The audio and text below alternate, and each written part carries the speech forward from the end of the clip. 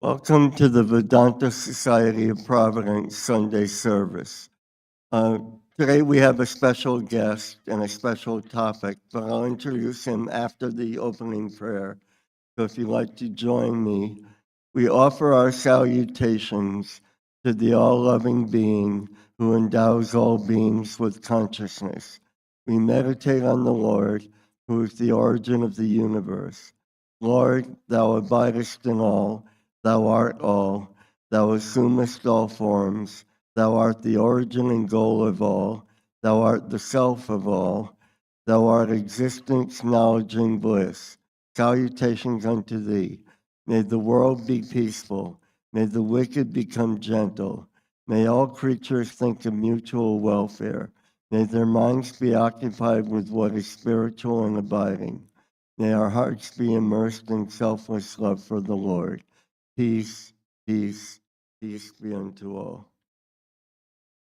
So today we have Rabbi Barry Dolinger, and I'll give a brief introduction. In September of 2011, Rabbi Barry Dolinger began serving as rabbi of Congregation Beth Shalom. He also serves as president of the Board of Rabbis of Greater Rhode Island and is a member of the Rabbinical Council of America and the International Rabbinic Fellowship. He is the founder of Lighthouse Kosher, an ecologically oriented kosher supervision agency, Mitzvah Matzos, a non-profit matzo bakery dedicated to fighting human trafficking, and serves as executive director of International Beit Din, a Jewish divorce court specializing in assistance for survivors of domestic abuse. Rabbi Dolinger enjoys sharing religious and social experiences with the community while engaging in a meaningful and relevant quest for religious inspiration and meaning based on the everlasting truths and insights of Jewish tradition. Rabbi Dolinger is very active in interfaith dialogue and has spoken at the Vedanta Society in the past on Universal Brotherhood Day. Today he will be speaking on reincarnation in Kabbalah.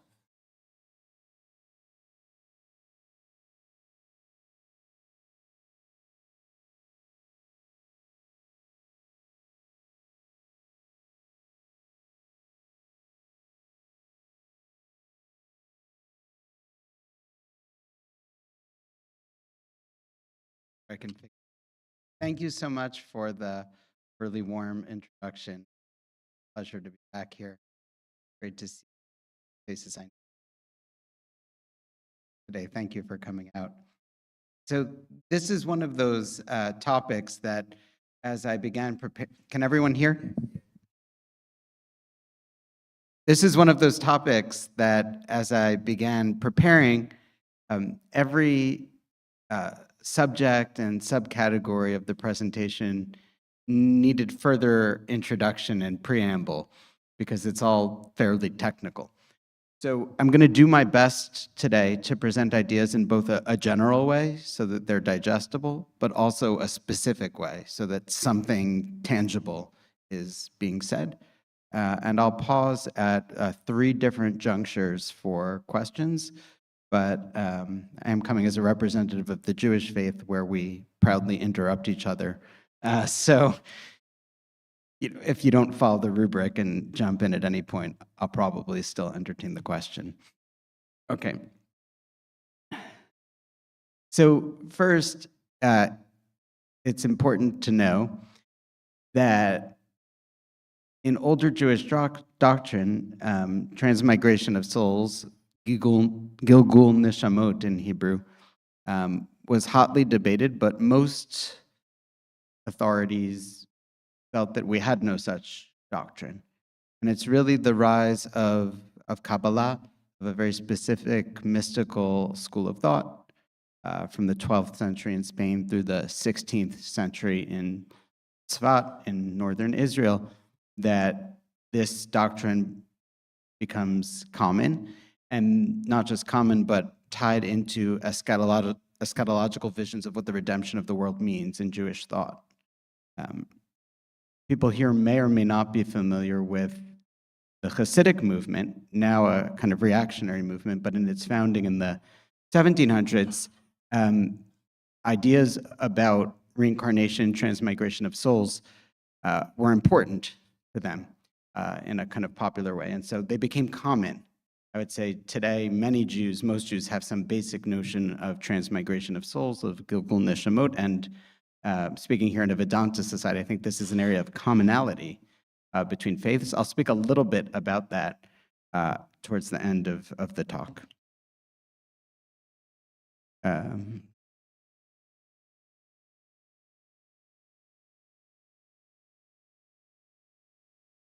Okay. Thank you.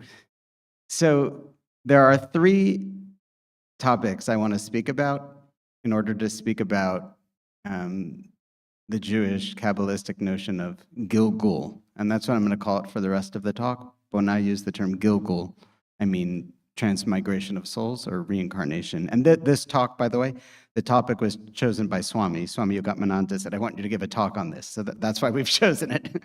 I listen to Swami when he tells me to do things.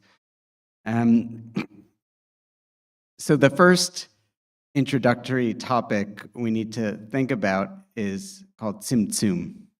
And a show of hands, who has heard this term before? 3. Tzimtzum literally means contraction.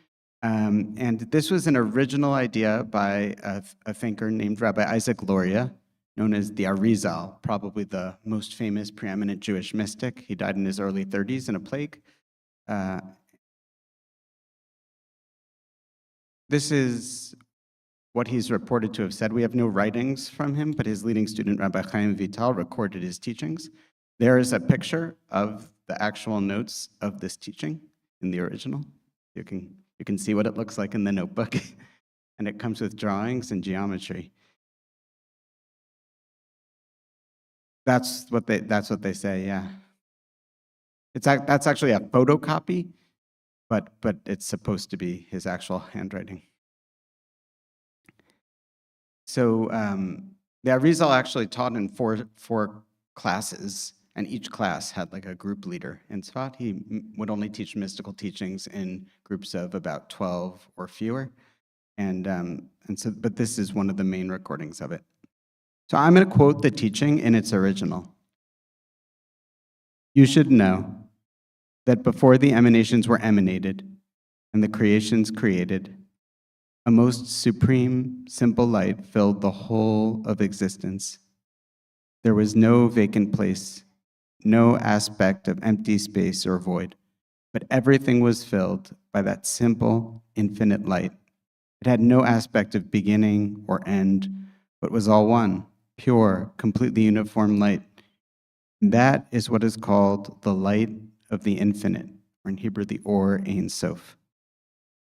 When it arose in his pure will to create. So we're dealing with an issue here, just to make it real for a moment. Imagine there's a creator, there's God, but where is God to create anything other than God, if everything is God? And so this is a problem that every faith tradition or religious tradition has to contend with in some way. Where does creation exist? And by extension, where are we in the place of the infinite? And so this was, there were two traditions that the Arizal had to have in mind when thinking about this question. One is the classic Jewish doctrine called Yesh Me'ayin, creation from nothing, sometimes called ex nihilo, the classic Western kind of Christian or Jewish understanding. And the other of emanation, of Plotinus, of emanation, of overflow of divine light. And these were kind of bouncing around the Jewish world as theories. And this is an attempt to square the circle, no pun intended, you'll see what I mean, but you'll see where it goes. When it arose in his pure will to create the worlds and to emanate the emanations, to bring out the perfection of his actions, his names, his attributes, for this was the reason the worlds were created. And then the infinite contracted itself at its midpoint, in the exact center of its light. And after he contracted that light and withdrew away from that midpoint to the sides surrounding it, it left a vacant space, an empty, hollow void. And so there's this picture here. I'll actually go back. You can see one of Chaim Vital's drawings of it. So you see the drawing there, and there's this idea that the line or the midpoint represents divine energy or light in this statement of it, and there's empty space represented as well. And so the first thing that God does is create a void, empty space. God withdraws from most space by concentrating God's self in a point, in a circle. Go on. That contraction, called tzimtzum, was completely uniform around the midpoint, so that the void was uniformly circular on all sides. The geometry is important here. It was not shaped like a square with fixed corners, because the infinite had contracted itself equally from all sides like a circle. The reason for this is that the light of the infinite is absolutely the same, completely and totally uniform, so that it had to withdraw itself the same distance from all sides and could not contract itself from one side more than the others. We know from the science of geometry, writing in just around the year 1600, more or less, in the 1500s, that there's no shape except the circle that is the same all over. This is not so with the shape of a square. There's yet another reason for this. It's because of the emanations that were destined to be emanated later into the midst of that open void, an empty place. According to this explanation, the emanations were shaped like circles, so that all of them would be uniformly close and attached to the infinite that surrounds them uniformly. So there's going to be this idea in later Jewish mystical thought called sphirot, literally spheres or circles. But in the thinking of Rabbi Isaac Luria and his student Chaim Vital, the circular shape is important. It represents circles of energy emanating out from the divine that are equally distant and equally close to divine energy, which has left the world. There's a void, but the circle represents the midpoint and the perimeter of the circle. There's always equal distance between that midpoint and the circle, and so everything is equally close and equally far. And that will become important in this way of thinking. Also, it's almost certainly related to mystical visions they had, where circular images were present in the way they were envisioning divine energy. And last part of this complex teaching, it is complex, so I appreciate everyone bearing with it. After the contraction that we described above, the void, vacant, and empty space remained in the exact middle of the light of the infinite. As a result, a place was already there for what would be emanated, created, formed, and made. Notice 4 words, which will correspond to 4 worlds. In one straight line extended from the light of the infinite, extending from its circle of light from above to below, descending and developing into that void. The top of this line extends from the infinite itself and touches it, but the other extremity at the lower end of this line does not touch this light of the infinite. The light of the infinite extends by way of this line and spreads downward. Within that empty space, he emanated, created, formed, and made all the worlds, every one of them. This line is like a single, narrow conduit through which the water of the supernal light of the infinite spread and are drawn to the worlds that are in the empty space in that void. This is very technical, but the basic takeaway, you want to summarize this is, and maybe someone wants to try and summarize it to work with it? You want me to summarize it? Okay. Basic point, God's first move in creating is, surprise, to anti-create, to create empty space, to withdraw. But if God withdraws, how is there anything? There can't be total withdrawal. That's the subject of a later debate. We won't get into it. But God withdraws, but also concentrates God's energy. And there's a connection to the infinite But that energy, that line extends, but doesn't exactly touch our reality. It's almost like an asymptote or something like that. So there's divine energy of the infinite, which is both beyond our world, but is also flowing into our world. We have a kind of duality here, both of existing within the divine. I'm thinking of the prayer you said just before we started, right? That everything, I think that was part of the prayer that was said. And on the other hand, of everything existing, we wouldn't exist if it was only divine. We would just all blend into a unity and there'd be no differentiation. You wouldn't be you, I wouldn't be me. And so this is trying to create room for both, creating empty space, but then flowing energy back into that empty space. That's step one of understanding the Kabbalistic view of reincarnation. We need to understand this piece. So are we all somewhat there? And if you're not, that's okay. We'll come back to it. We'll skip Plotinus. Step two is a notion called Shvirat HaKelim, which literally means the shattering of the vessels. So when there's divine overflow or energy that comes into this empty space, what form does it take?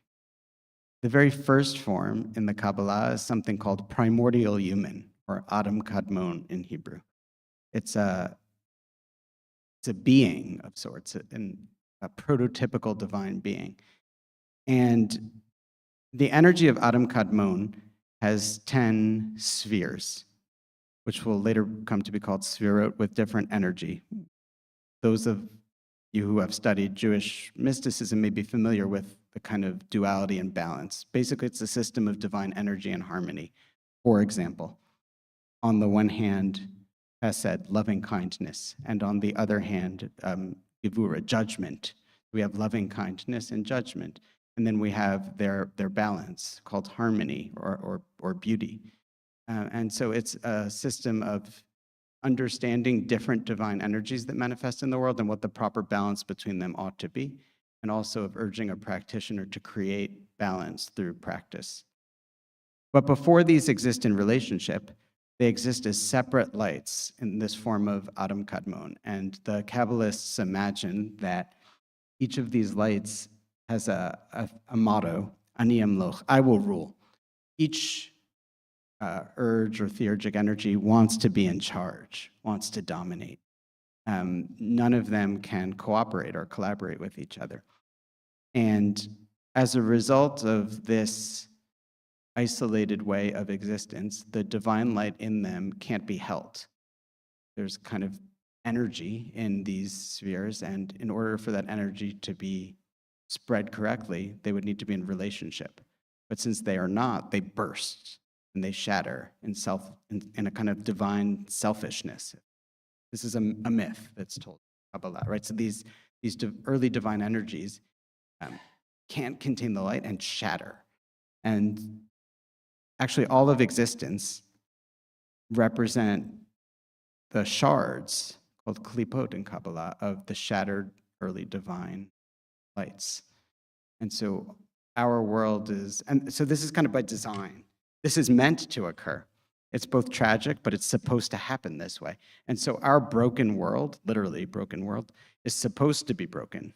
The loss and suffering and pain of so many traditions is here baked into the system. In fact, our world is made of broken pieces. And the goal becomes to rectify or to release or find the light that is still within each shard and release it, elevate it, unify it. That process is called tikkun, or rectification. People may be familiar with tikkun. Tikkun has been adopted by Jewish religion, particularly liberal expressions of Jewish religion, as a kind of buzzword for social justice or other social justice-related causes. But the original use of tikkun in that context is Kabbalistic and it's a related concept, but here it refers to a metaphysical idea, that there's hidden light in all of the broken places. And we just need to be able to find it, to channel it, and to tap into it. So that's on the left. You can see the 10 Sefirot. On the right, you see a different chart. And those are of 4 worlds. You may have noticed that there were 4 terms used for creation before, taken from the prophet Isaiah. And the idea is that there was, I think of the right metaphor, like a domino effect. And as the vessels shattered, they shattered through 4 stories of a building, as it were.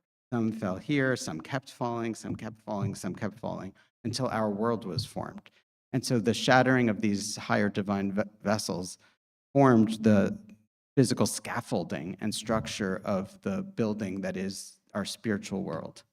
So the top level is called Atzilut, or emanation, is a world of only divinity. Briah is a world of divine thought. Yetzirah, of divine pathos or emotion, and Asiyah, a world of action, culminating ultimately in our physical world where we live. And so there's a kind of bridge between unity, oneness, and divinity at the top of this structure, divine thought, emotion, and ultimately embodiment at the bottom of the chain. And so these pair together at each level. These 10 archetypes or sefirot or circles of divine energy exist, and these shattered vessels keep kind of falling through the system. So all of this is, again, background. We're about to get to reincarnation, but we need at least a vague familiarity with this in order to do anything with the classic reincarnation. So I know it's technical, but Kadmon. Adam Kadmon means primordial. So it's an ontologically prior existence of a human form, a divine human form. And it's before any of these worlds and before what we would call Sefirot. It's pre all of that.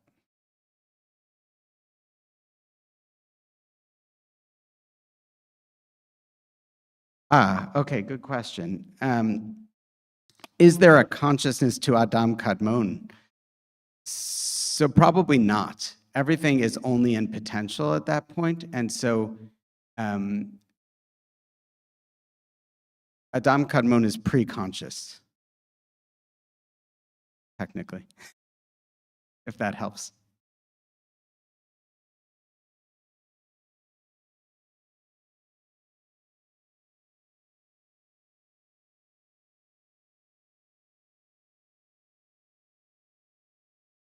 That's correct. That's how Rabbi Loria described it, that each energy said, Ani Amloch, I will rule over the other. And that was seen as the reason why the lights could not contain the divine energy that flowed in from the Tzimtzum. So we have a void, and then we have this archetype of an entity in that void, and light flowing in, because God has seeded the void, but there's something there still, because it still exists as a void. But then it can't contain the light because it doesn't yet contain harmony or relationship. And so the beginning of all of this problem relates to a problem of interrelations, which is, of course, the great problem we're trying to deal with in a metascale here. How do we relate to God as ourselves, subsumed in God, but also as individuals separate from? And so that this is all on that axis. So the vessel shatter, I quote a teaching of it here, but I think you get the image. Sometimes these are seen as hinted to in the Bible with the kings of Edom.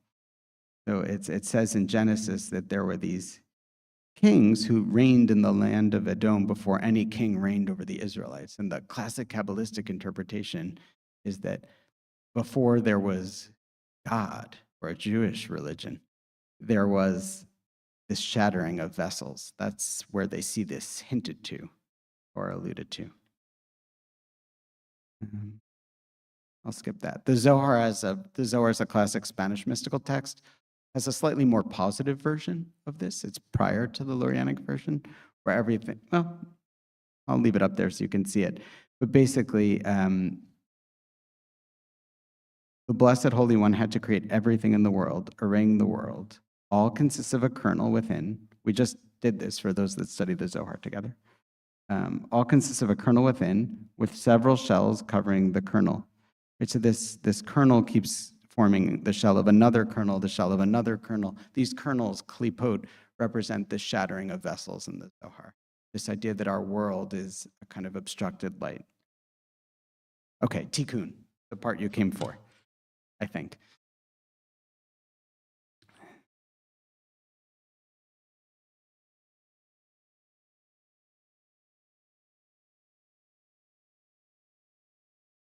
So there are three ways that tikkun happens, and they all involve Gilgul Neshamot, the transmigration of souls.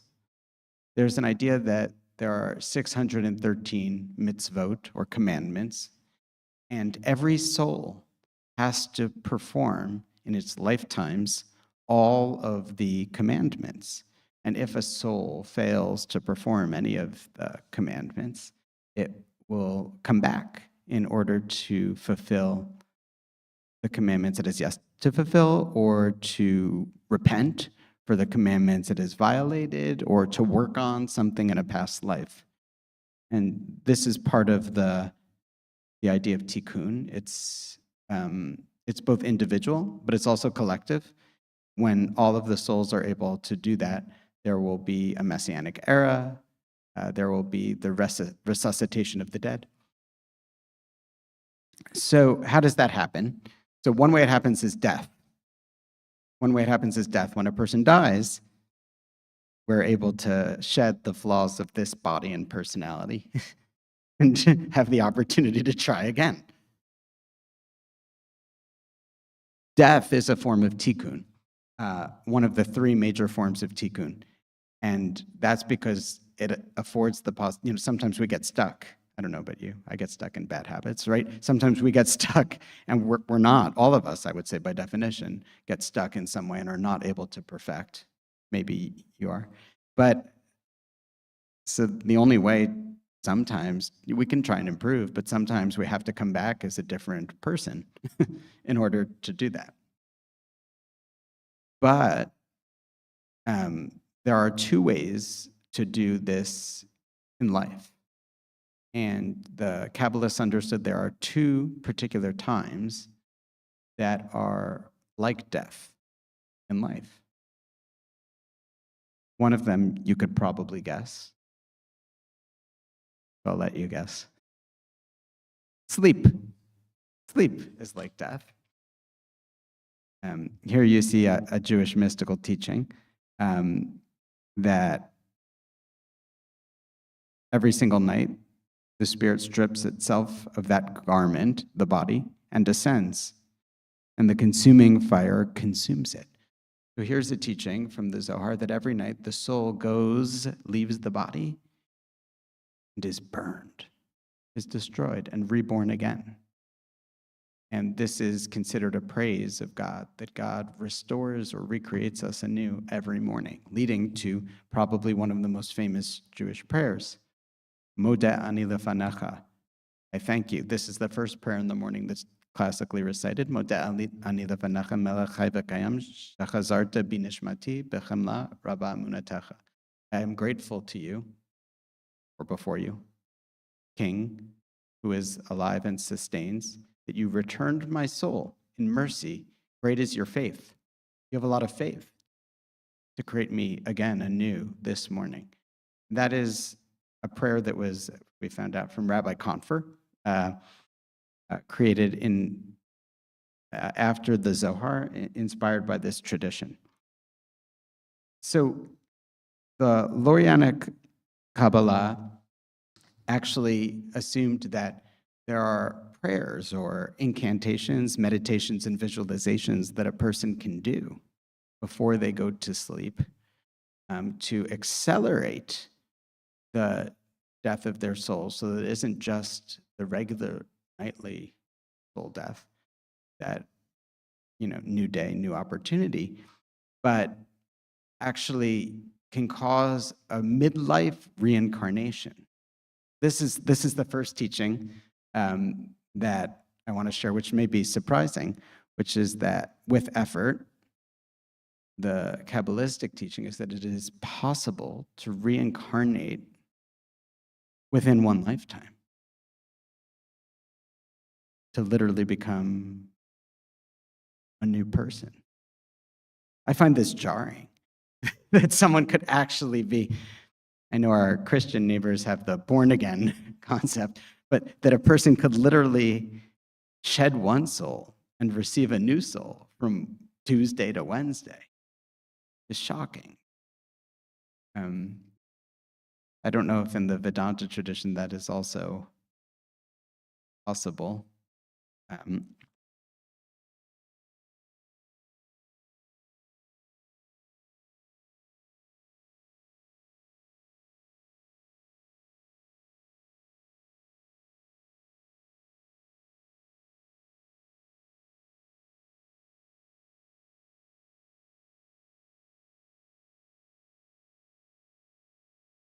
Samadhi, it's called. So I copy a teaching here from Rabbi Loria about this. It's a little bit technical, but it's the basic idea. With extreme effort, it is possible for a new soul, those that descend from the souls of Cain and Abel, we're all presumed to descend from the souls of Cain and Abel, to attain a small degree, the three souls, Nefesh, Ruach, Neshama, together at one time in one body, that he does not require many Gilgulim, many reincarnations, and that the complete restoration of those three soul parts in one single Gilgul. At the beginning, when the Nefesh, that's the most earthly soul, first reincarnates alone, it is completely restored, but the Ruach cannot descend. There is one tikkun that may be performed, and that is when the person goes to sleep at night and deposits his nefesh or soul into God's hands, as is known. It is possible that his nefesh remains above, cleaving to the upper well in the secret of the female waters. And when he awakens from sleep in the morning, then his ruach alone enters him. And this is as if he actually reincarnated another time in another body. Then he continues to restore the ruach until it is completely restored, at which point the nefesh can return to the body as it was before, since both the nefesh and ruach are now restored. Then the ruach garbs itself in the nefesh, and the nefesh becomes a chariot for the ruach. Afterwards, if the ruach is completely purified, it is possible that both the nefesh and the ruach go out at night at sleep time in the secret of a deposit, as was mentioned. They remain there above, and then in the morning, when he awakens from his sleep, his neshama enters him and restores it. So there are three possible reincarnations within one's lifetime. A nefesh, which is considered a lower soul, or a more earthly soul, to a ruach, a more spiritual soul. Ruach means wind. To a neshama, considered a soul that is already partially cleaving to unity. It is not living only an isolated existence, but is living an existence that comes in and out of transcendence quite a bit. And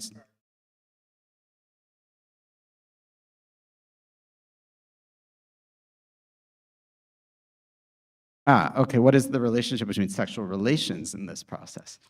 So, bless you. They actually imagine that sexual relations in the morning after waking up from this process are key. And for whatever reason, in the Kabbalistic paradigm, they imagine that happens in the morning, not in the evening. And so they are part of the process, but they're part of the morning after process.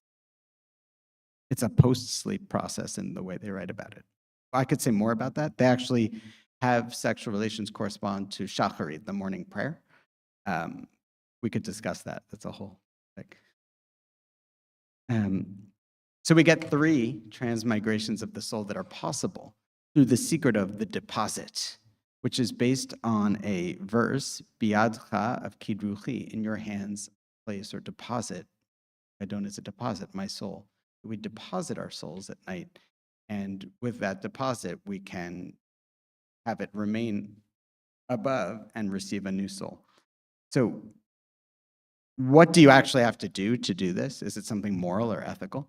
There's actually a mystical meditation that one would engage if one wants to try to do this. It's a very complicated mystical meditation. It would require explaining a lot to explain the meditation itself, but I have pasted the meditation here on the screen. They used to not write these things, but now you could just find them on the internet. So for a long time, it was considered transgressive to even discuss this, let alone have it in writing, but now everything is available. So there's no point in hiding anything anymore. But the basic gist of it is permutations are made by taking the letters biyadcha, in your hands I place my soul, and turning them into numbers. In Hebrew, every letter is also a number, and then one can turn those numbers into names of the divine. And when one is able to play with enough of these in their mind's eye, they're able to eventually reach the term well, be'er, which has a certain numerology to it. And the well is considered the place of souls. And so you're able to, through depositing your soul, travel through a meditation to the well of divine souls, where one can then leave their soul and leave open the possibility of a new soul. We won't go through all of the numerology. I think that may be beyond what unless people want to walk through it. Maybe people want to try it. I can email it to you.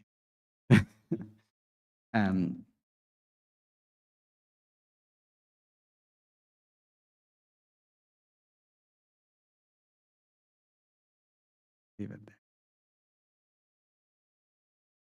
Okay, so I'm speaking. Okay, so there's another thing. Then we'll go to. I was able to find one written link between this. Well, did I apologize? And the Vedanta tradition in writing, and so I figured, how could I not share that here today? But first, I just want to talk about the other. So we've talked about death. We've talked about sleep. There is a third ritual, Jewish ritual, that is part of the process of death and the possibility of reincarnation within one's life. Right? Death is after one's life. Sleep is a death within one's life. But there's a third ritual, which even those who are practicing Jews who are here today will be surprised at it. I would be surprised if anyone could guess this seemingly obscure ritual. And that is a ritual called tachanun, or nifilat apayim, falling on the face during prayer. In the Jewish tradition, during morning prayers, after a kind of private devotional prayer, there's a tradition to fall on one's. In the olden days, it used to be to fall on the floor and to beg for repentance. And Rabbi Luria, the Ari, the same mystic that really invented this theory, posits that at that time of true regret, if one feels enough penitence and regret for their sinful actions, that one can become a new person, dying within this lifetime and receiving a new soul right at that moment. And that the falling actually represents an attempt to fall as far as possible, to fall out of life in shame and regret. It is somewhat akin to a kind of shavasana or something like that, an idea of entering a posture, a different posture here, but a posture of not being alive. And so the Arizal imagined that here it's colored, though, with a different thing. It's colored with regret for sin. And that is a moment where one could, at that very moment, stand up again with a new soul. There it's not so much about incantations, so much as about truly feeling remorse. And so the sinful action and regret thereof becomes the energy that generates the possibility not just of repentance, but in its extreme version, an entirely new soul, an entirely new body. Okay? So this is from a professor at Hebrew University named Tzvi Ish Shalom. This is what he wrote. A striking parallel to the Lurianic principle, Lurianic means here from Isaac Luria, that calls upon the worshiper to see himself as Zayers. We won't get into it, but can be found in the Hindu lineage of Advaita Vedanta, where texts claim that in deep sleep, the practitioner unites with God, in the words of Swami Nikhilananda, we learn that in dreamless sleep, the jiva becomes united with the svara, Isvara. If we compare the Vedantic jiva and Tertullianic mechavein, that means worshiper or more than worshiper, someone that knows the intentions, and Zayer with Isvara. And we see that just as the human soul unites with Zayer here is a term for God, a particular kind of God in the Kabbalistic tradition, albeit through the agency of Nukva, of the feminine, in the Lorianic kavanot of sleep, so does the contemplative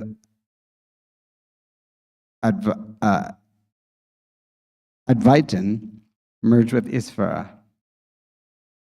If Zayer's deep sleep, okay, so let me say something.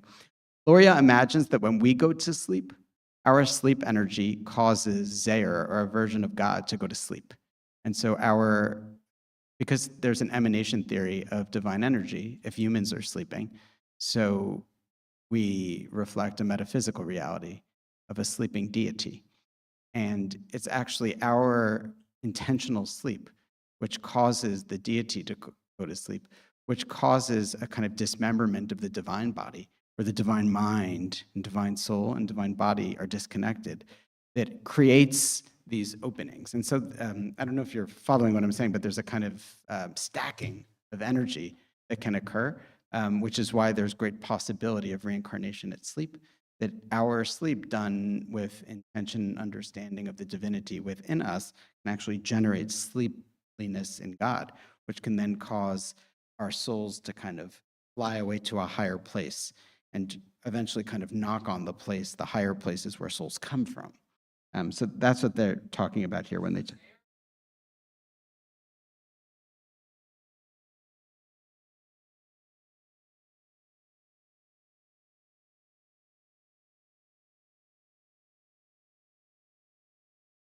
Yeah, so right, how does this work with time zones and the... So the Kabbalah seems to imagine a kind of postmodern reality where there are many different subjective versions of God, and all of them are one, even though they're doing different things at different times, right? Because if there are practitioners all doing these things and affecting the cosmos in different ways, well, say you have two practitioners in two different time zones doing two different things to the Godhead. How could they both be true? You wind up with this kind of bizarre situation. And so it must be that it's not an objective reality of divinity purely, but it's kind of an objective meets a subjective, where our experience generates spiritual energy from our perspective, but there are other perspectives. There's almost a pluralism to it. You see this at some moments in the Zohar, where they describe the Kabbalists doing intentions representing certain strands of beard, very old, and other religious tradition, accessing the mouth of wisdom in that passage through other strands of hair of a very old. And this is, I think, a comparative way of describing angels in the Zohar. And so you see in a passage in the Ijra Rabbah, so you see one of the most famous and controversial passages in Jewish mysticism. So even within different religions, there can be different operations from a Jewish mystical perspective at the same time.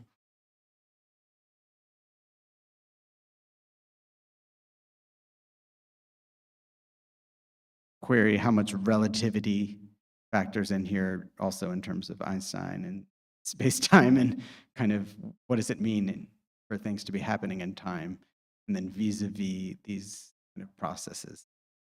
So I don't know if I should read this. It's a little small on the screen here, but I guess I'll open it up and ask the question. Practice, do you have any familiar with what Tzvi Ish Shalom is describing here? Is this true? Right after presenting primary texts that illustrate these points, the Vedanta scholar Arvind Sharma writes, the striking result that is achieved by adopting these approaches is the equation of prana, or the self in dreamless sleep, on the micro scale with Isvara, or God, on the macro scale. So here I don't know if he's claiming influence from Hindu tradition on Jewish mysticism, but noting a parallel of an idea that sleep can represent a kind of identification with certain divine aspects of sleep. Anyone familiar with this or have thoughts about that?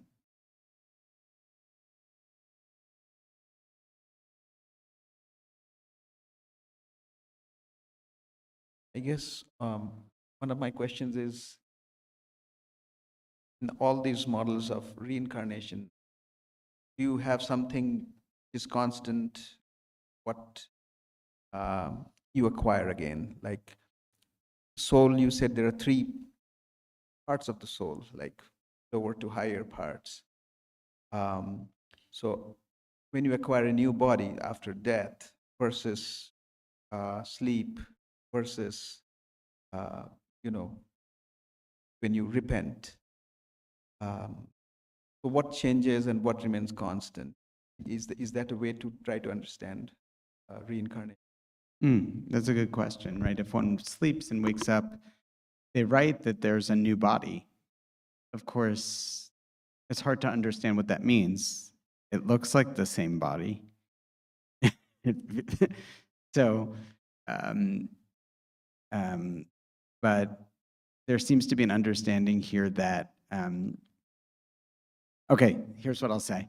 The body and soul exist actually on a 5-point spectrum in Jewish mystical teachings. 3 of the 5, the 3 lower aspects of the 5, are individuated, and the 2 upper aspects are not individuated enough to even be identified with a particular person. And so there's a kind of all souls or collective soul, ultimately reaching back to Adam Kadmon, that primordial energy we started with before. So the most low form of the soul, the nefesh, manifests in a body, but that there's not a body-soul duality. In truth, there's a nefesh, a soul, which also has a manifestation of a body, but even that body is divine. And that would be the lowest kind of level. And there's a ruach, a spirit within, and a neshama, a kind of higher level soul. There's these 3 which are individuated, but after that, there's chaya, something that merges with the angelic, and yechida, soul that is unified, totally unified with all other souls. So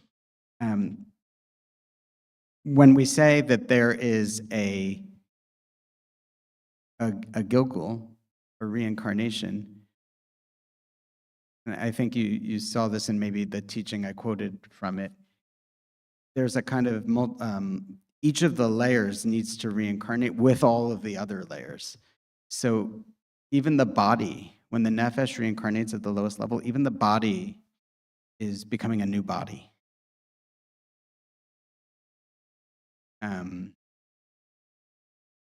Now here, it's a little bit different than other notions of reincarnation, because it's actually more of an elevation than a reincarnation, right? It's not that you leave and become someone new, but rather because of kind of,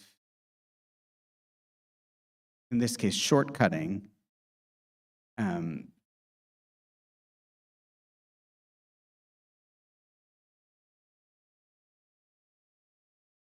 so a new soul for them literally means the soul of a different person who existed before. Some of the Kabbalists would practice trying to identify which person they were, like in many traditions where people engage in past life regressions of different points to try and determine.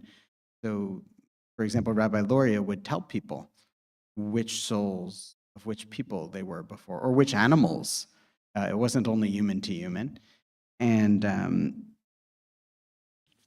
because they were in Israel and there were a lot of cats, stray cats. The stray cats were seen as the reincarnated souls of criminals and people like that, and dogs also.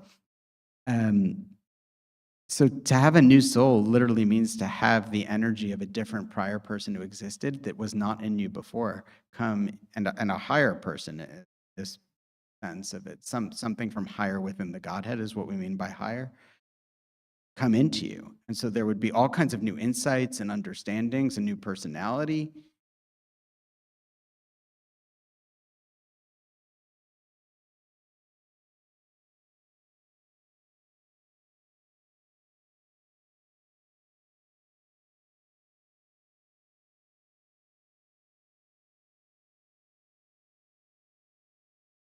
When you go from inning to inning, a new soul comes in to take the same position. And it's possible through meditation, although only one soul in the team can be embodied at one time. They also root for you. It's possible to have contact through meditation. So I don't know if that's the same idea, but people who claim they've been through that process describe it that way. to say, so here there are certainly ideas that souls can fragment. And so part of a soul can manifest in one person, part of a soul can manifest in another person. And similarly, people can be hybrids of different parts of souls. And so it gets quite complex. I didn't share the full complexity, but you can imagine where this would go probably. This part of the soul can fulfill its purpose in life and can return above, but that part of the soul will better fulfill its role if it reincarnates in that person who's bound to have these set of life circumstances. And they also interrelate with each other.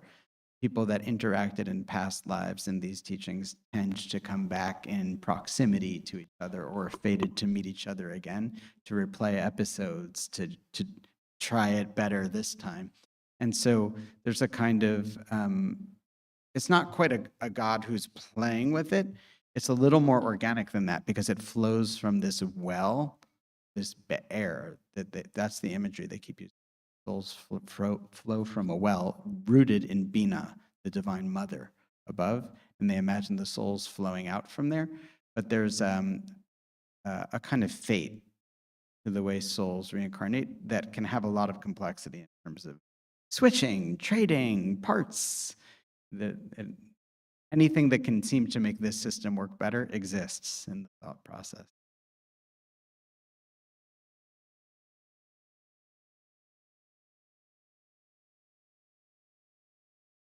Is there a concept of freedom completely, mukti or moksha, complete freedom? Or do we have to have some kind of a manifestation all the time? So the question is there a concept of complete freedom? Yes. One can reach a place where one exits this cycle of reincarnation through achieving perfection, which is a form of freedom.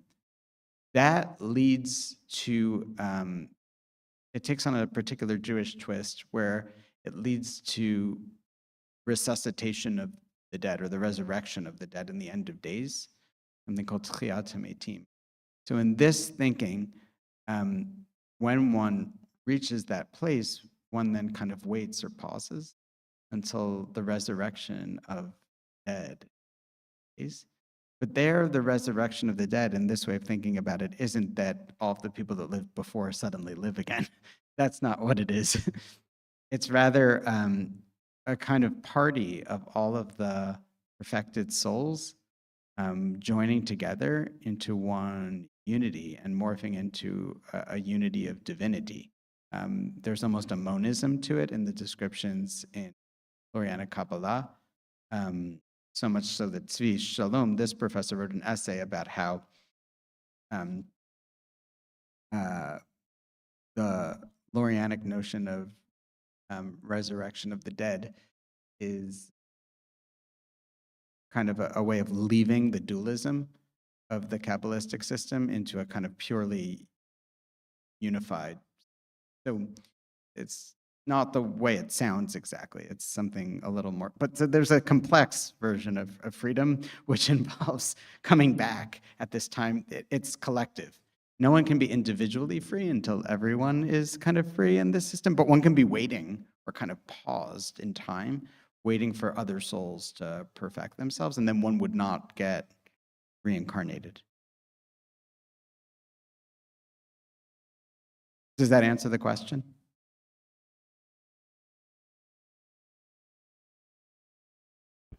What's the place of devotion, love of God? Through intense devotion and love of God, can one become free? Question is, what is the place of devotion? Through love of God, can one become free? So they imagine two paths to transmigration of souls during one's lifetime. One is through kavanot, through intention. And so actually, according to this system, one seems to need very technical understanding of the numerology, codes, and cryptic passwords of Jewish mysticism. However, the Arizal, Rabbi Luria, also taught that for particular individuals at moments in their life, it can happen at will, the will of the Creator. He says at moments of crisis, and in moments of dveikut, of cleaving, without any particular knowledge or intention or even mystical background. So on the one hand, it's elitist. It imagines that a person needs to be trained in the mystical practices to do it. And yet, on the other hand, he leaves open the possibility that any person can have this happen through a state of cleaving or devotion. And so devotion becomes a kind of, so here's what I'll say. I don't think they're really two different things. This is just my opinion. I assume that lots of people could do the mystical intentions and do them without having a kind of full body, heart, mind, soul experience, and then they would not be efficacious. But rather, they're an intended pathway towards a specific consciousness, a very specific, but highly electrified consciousness. If one does all the steps of the technical meditations at death, it's not just enough to envision them. One has to really understand and die, and has to give one's whole. One has to lose one's sense of self in those practices, which is an extremely high state of devotion. But that could happen without those practices altogether. Most of these teachings are written in, according to Rabbi Chaim Vital, in a treatise he wrote about his teacher, Rabbi Luria, called Shar HaGilgulim, the Gate of Transmigration of Souls. So there he writes that it can happen to anyone with a high enough state of devotion. But interestingly, there he doesn't identify love, he identifies dveikut, cleaving, as the key measure.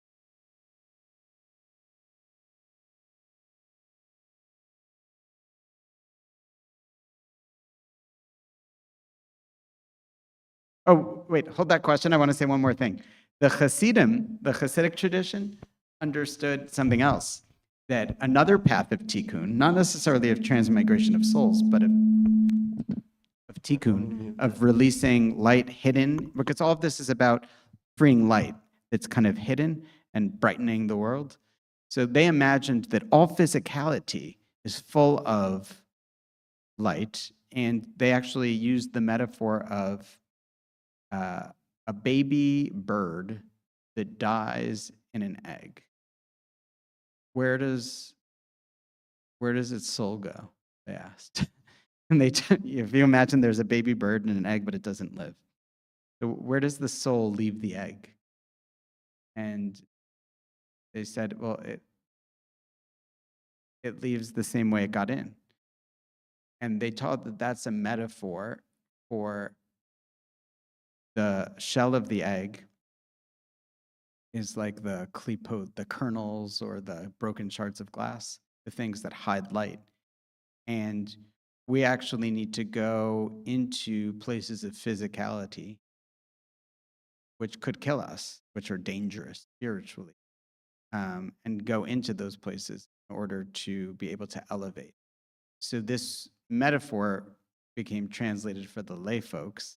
That's a very technical or complicated way of saying things, as avoda shebagashmias, worship through physicality, which can become a little dangerous in a law-bound worship through physicality. But what it came to mean is that by reciting blessings, engaging in lawful sexual relations or other things like that, one is actually engaged in elevating of divinity. Chabad, one of the great proselytizing Jewish sects, I don't know what else to call them, but they're all over the place. They're there to promote a particular brand of Hasidic Judaism, are very into this idea that one is raising up the sparks and the light in all kind of physical manner. So that, what is the place of devotion? This teaching really quickly became about finding spiritual light and truth within the physical world, and a very positive view of physicality within a particular spiritual context. There are also antinomian or illegal manifestations of this in false Jewish messianic movements, thinking of Shabtai Tzvi, who intentionally engaged in sinful behaviors in order to, release the lights that were there. This could take a bizarre twist or direction, as it did in certain fringe Jewish movements, but nonetheless, it's still important in consciousness. Sorry. My question is, what is the general feeling in the larger Jewish community toward Kabbalah? Is it generally rejected by the Orthodox in larger Jewish community, or is it accepted as an auxiliary to the Torah, the Talmud, such? Great question. What is the general attitude of Kabbalah? So there's a couple of things, right? There's Kabbalah, as it's become a generic form, Madonna, Kabbalah Center, celebrities, Carlos Santana, others who have embraced Kabbalah, stripped of the Jewish religious practices, just as a kind of philosophy. Actually, that's happened to a lot of Eastern traditions as well, right? Where the ritual practices, which are quite important, have been generalized, universalized, and then de-emphasized. I have feelings about that, but that's a separate topic. For a long time, there was a great debate about Kabbalah. There were medieval rationalists, and most medieval scholars rejected the Kabbalah. Maimonides, a strong opponent of anything resembling. Most of it was heretical. And if you go even before Maimonides, a lot of the sages in 100s, 800s, they're rationalists steeped in Islamic rationalism and Aristotelian rationalism, different schools of rational thought. And so this nonsensical, heretical, etc. After the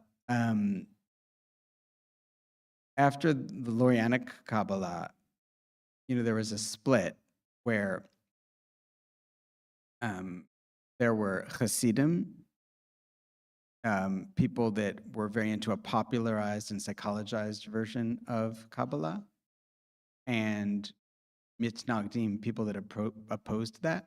But even they were into the Kabbalah, just not the popularized, psychologized version of it. So Kabbalah became, in the 1600s, 1700s, nearly universal. Jews in the Islamic, African countries, universally, almost universal, sects of Yemeni adopted Kabbalistic teaching practices, or another. However, with the Enlightenment and the 20th century was not friendly, by and large, Kabbalah. To the study of Kabbalah, yes. Gershon Sholem, the great professor of Kabbalah, it became an academic discipline, but it became something that Jews of many stripes were kind of embarrassed about in the 20th century. Mythological thinking, and thinking that from a Jewish perspective, bordered on idolatrous, multiplicity of gods and divine energies and angels and incantations, and it seemed superstitious, it seemed anti-modern. So liberal Jewish sects, Reform, Conservative, and even Orthodox ran away from Kabbalah, except for maybe Hasidic groups, but even they de-emphasized Kabbalah.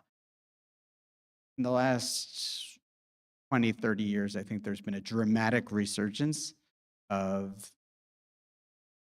maybe not doctrinaire acceptance of Kabbalah. I don't know how many people are Kabbalists. There are still schools of Kabbalists, but at least an appreciation of the teachings, the themes, and a willingness to believe, I don't know, to kind of have a belief where disbelief is suspended. In other words, people may not be, my sense is that people aren't necessarily card-carrying believers in the Kabbalistic system, but because so many Jewish practices were informed and formed by Kabbalah, from our basic morning prayer of Moda Ani to the way we hold Ish Cup, like every Jewish practice was kind of transformed or altered nearly by Kabbalistic. So much of what we do is influenced by Kabbalah, so I think now people are rediscovering that, and it's becoming a lens of meaning. And I think questions of the 21st century that people are re-examining, and plague, war, what does it mean to be, what is consciousness, that suddenly people are finding sight, practice, Kabbalistic. I don't know, my intuition. And that's true across contexts. It's true amongst liberal Jewish renewal movements that were counterculture in the 70s, but are now kind of mainstream. It's true within Orthodox settings. It's true in the state of Israel, where Kabbalah is exploding. It's true in a variety of very different contexts. It's having an almost universal resurgence, I would say.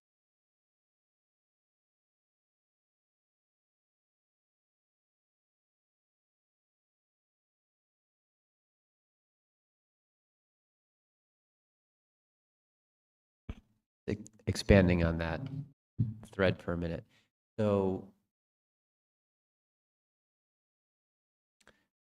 use the word mainstream, but it's not probably the right word, but people who would be considered religious Jews, whether Reform, Conservative, Orthodox, do you think folks, obviously it's different for each tradition, but like I'm thinking broadly, like someone thinks of like, oh, someone has a Jewish practice. Those practitioners often aren't thinking of Modeh Ani or some of the other things you mentioned in this context. Like they're not thinking of it as, I'm imagining most Jews wouldn't say, oh yeah, Judaism is filled with reincarnation and the levels of this. Like, would you say that's right? Or are you saying, no, actually there is more, I mean, certainly more than 20 or 30 years ago, but So I think it's complicated. I think if you'd poll most Jews because of the influence of Chabad and you'd ask them, does Judaism, I don't know what Judaism, but does Judaism believe in reincarnation? You'd get a lot of people saying yes. Now, if you'd ask people what that means, what practices relate to reincarnation, the overarching context of Tikkun and Tzimtzum and Shvirat HaKelim, breaking the vessels and God's connection and the ultimate rectification of light, would they have any sense of any of that? Absolutely not. Even people who imagine they're Kabbalists would have no sense of most of it, probably. But I think the generic beliefs are kind of returning, and people know they're kind of mystical or Kabbalistically oriented beliefs. And I think people are studying. I think there's a lot. As you see, it's very complex. I think people are beginning to study. Superficially often, but that's okay. My sense.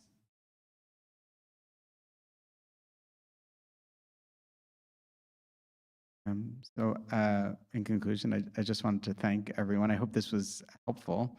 And I appreciate everyone's attention and participation and desire to learn about a different faith tradition and this topic. And I thank you so much for the invitation, the authentic and spirited engagement.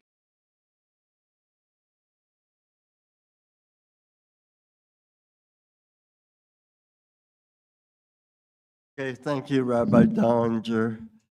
Just some announcements, and then we'll have the closing prayer. On Tuesday, we'll have a special talk on songs in the Gospel of Sri Ramakrishna by Professor Sukayan Sengupta. Friday, we're going to watch a video of one of the early Srimad Bhagavatam classes. Next Sunday, Jitendra Pal will give a talk on a Gujarat pilgrimage. And morning and evening meditations happen as usual. And after the service, we'll have a Vesper service, which we call Arati, in that room there. But if you go in there, you need to take your shoes off.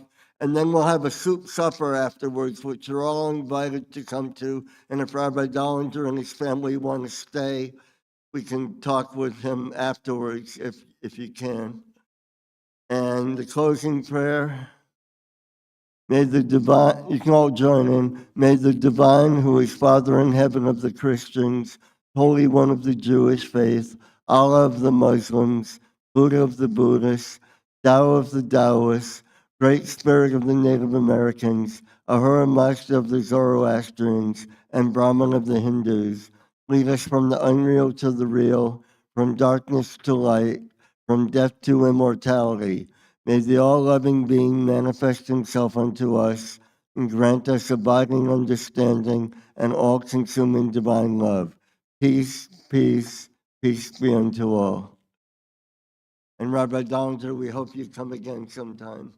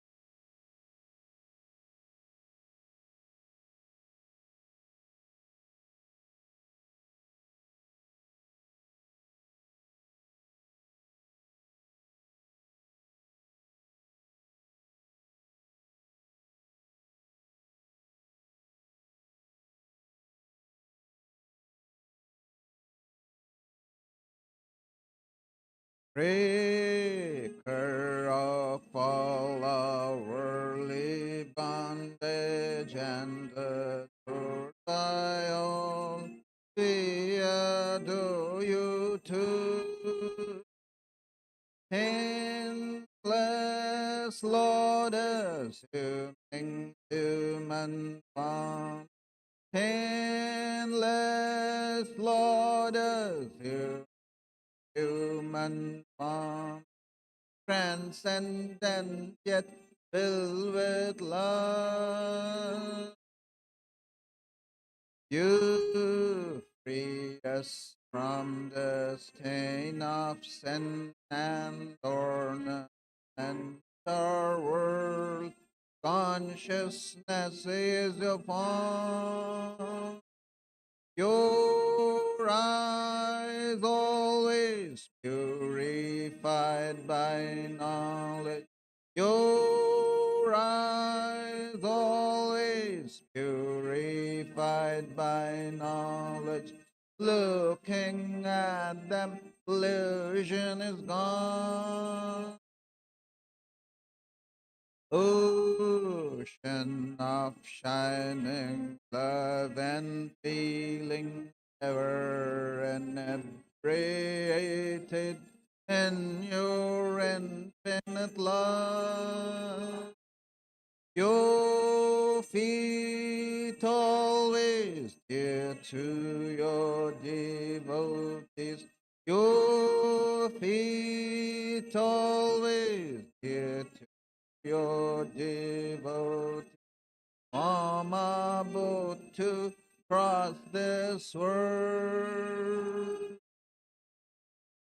Revealed to us as God incarnate and the Lord of all things, helping us join with you.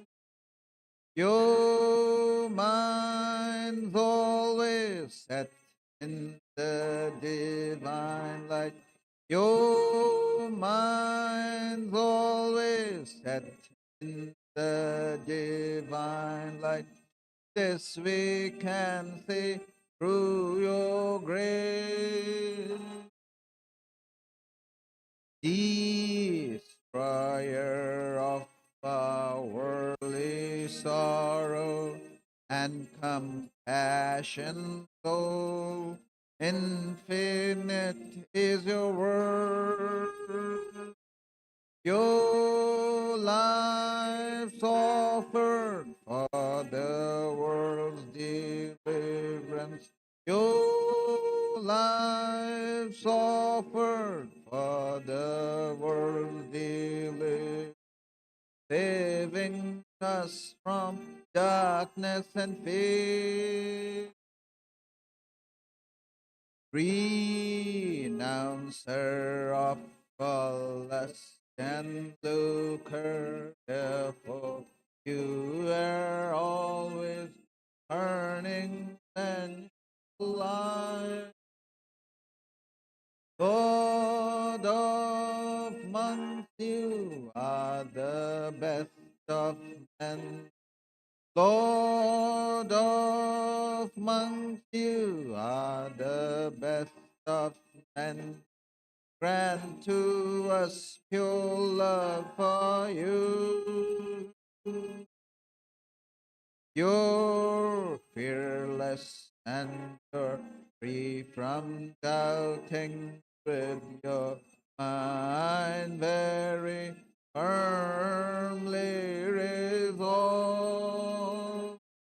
Causeless refuge of your devotees, causeless refuge of your devotees, renouncing death and birth. Our treasure is the holy feet which take us very soon across this puddle of life. You give love and tenderness. You give love and even thy tenderness to remove our anguish here. Our treasure is your holy feet which take us very soon across this puddle of life. You give love and even thy tenderness. You give love and even thy tenderness to remove our anguish here.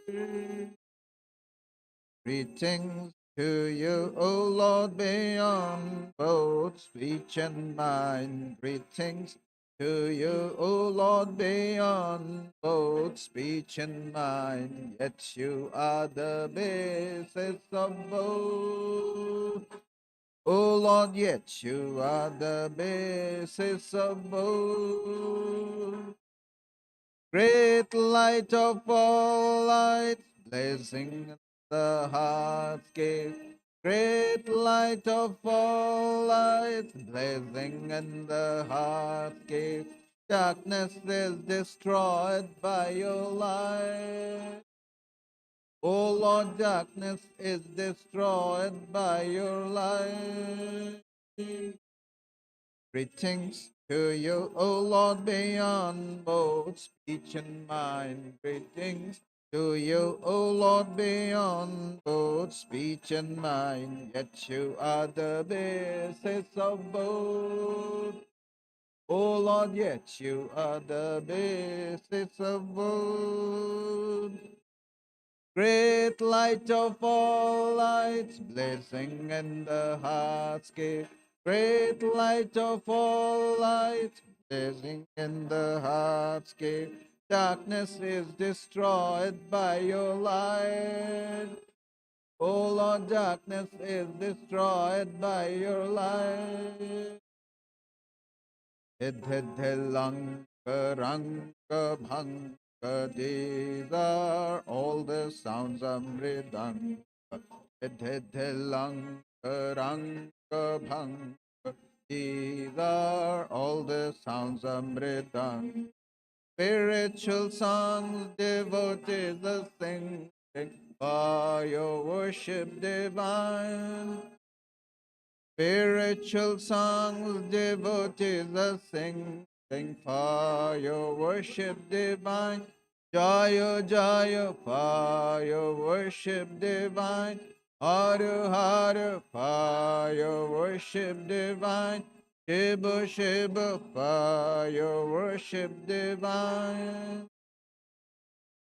Breaker of all our bondage and the desire, we adore you too.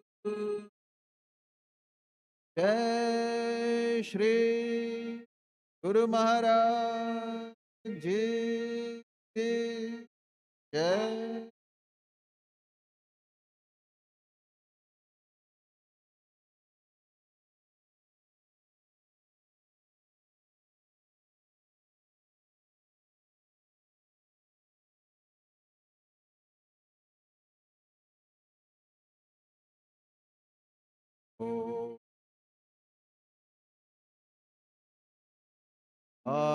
Auspicious and blessed graciousness sublime, all known land you give to us, granting us refuge, all seeing body. O Mother, Son, Allah, creation, preservation, dissolution are your powers eternal.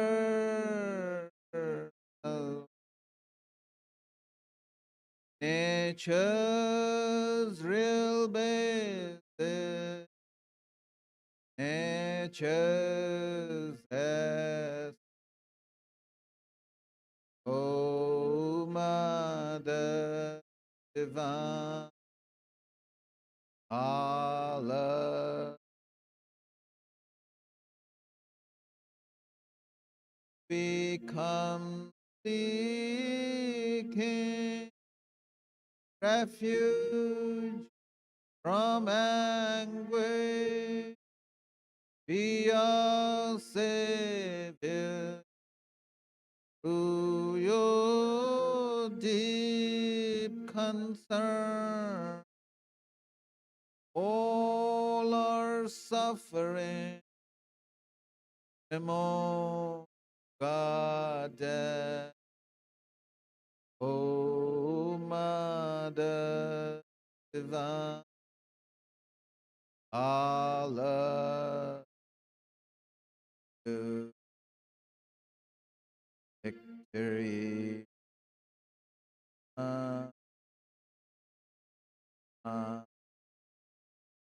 Allah. Blessed Mother Divine, all love to you. Blessed Mother Divine, all love to you. Blessed Mother Divine, all love.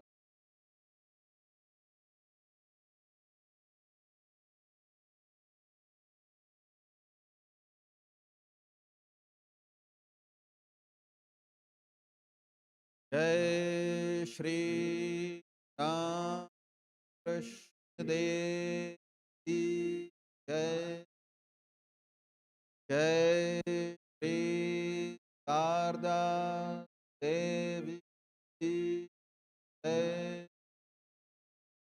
Jai Shri Swami Vivekananda Ki Jai. Jai Shri Buddhadev Jai. Jai Shri Jesus Christ